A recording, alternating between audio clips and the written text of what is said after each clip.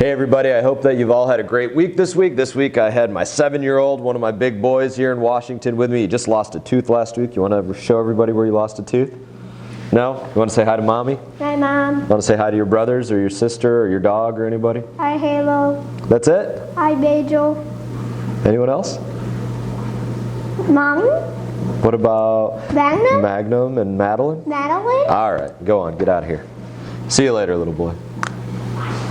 All right, so I always love having my little monkeys up here with me and get to show them around Washington, show them some of the stuff that's going on. They got to see the tree lighting up here and some other things, so it always means a lot to me personally to have them up here, as I'm sure any of you know that have children of your own. So I want to speak a little bit about some of the work that's been going on in Washington this week. One bill specifically, and it's House Resolution 326. Now, to give some context about this piece of legislation, in the last year alone, this has to do with Israel and the two-state solution. In the last year alone, Israel has been hit by more than 2,600 rockets and mortars. In this last year, more than 1,500 of them being fired directly out of the Gaza Strip. So you think about something like that would have happened to the United States of America and the kind of damage guys like me and service members that I served with, Army, Navy, Marines, Air Force, would go out there and level upon anybody that was firing thousands of rockets into the United States of America. We would go and destroy them.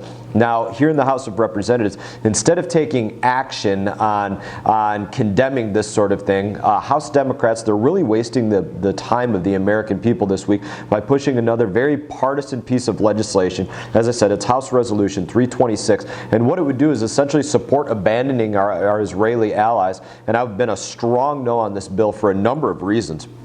First of all, this resolution, it's overly critical of Israel, casts blame on our allies for the ongoing conflict by implying that they are actively annexing and occupying the West Bank. The claim that Israel is seizing and taking over territory, it's troubling to say the least, especially considering that the constant barrage of missiles that have killed countless innocent Israelis this year, you label that on top of all of the other things that happened, the bombings, the stabbings, the kidnappings, the bus bombings, the shootings, the vehicular manslaughter, all of the different ways that there's terrorism that's constantly being undertaken. This resolution, it also makes the problematic assertion that the only way to preserve Israel's survival as a secure Jewish and democratic state is through a two-state solution. Given the instability of the Middle East, there's no way that a two-state solution could guarantee the security of Israel, and to believe otherwise, I think, is to deny reality. Now think about this. In our recent history, the Palestinian Parliament, and this is very recent history, the Palestinian Parliament, their governing body, their version of Congress and Senate and executive branch, their version of that has been run by a majority Hamas government. A majority terrorist organization has been a part of, not just a part, but the governing part of their governing body, the majority part of their governing body. Now, Hamas is a designated terrorist organization which is responsible for the death of numerous Americans and Israelis. Are we really going to support installing a sovereign state that is at high risk of being run by a terrorist organization? Makes absolutely no sense.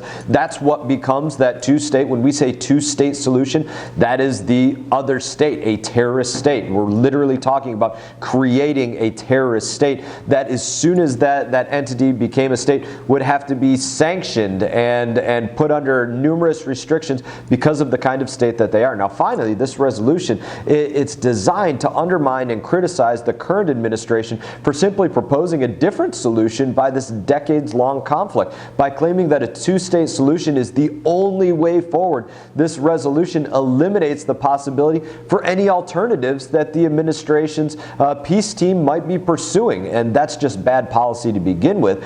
So Israel has made repeated attempts to offer peace proposals to the Palestinian Authority, but they continue to be rejected out of a refusal to accept a Jewish state in Israel. This resolution, it undercuts the administration's efforts to strengthen our critical alliance with our greatest ally, and it fails to address the continued unrest in the Middle East.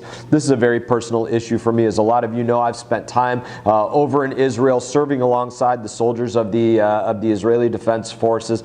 Still have a lot of friends over there serving, friends that call this place home. And so it is a very personal issue for me. The bottom line is that This should not be a partisan issue, and it hasn't been a partisan issue in the past, yet right now Speaker Pelosi and the rest of her leadership team, they really continue to resist this at every turn, refusing to include anti-BDS language in legislation that comes to the House floor. The American people, I think they deserve better than this, plain and simple. It's time to stand up against this extreme anti-Semitism and the BDS movement. Stop playing these games and unite in support of our ally Israel. Now, on that note, I'm sorry that I don't have a better update for you this week, as I usually try to keep a positive update on the things that are going on here. As always, it's an honor to represent you here in Congress. What you can look forward to coming up is I have a number of updates. There's some very important things that I need to address coming up in the future here, from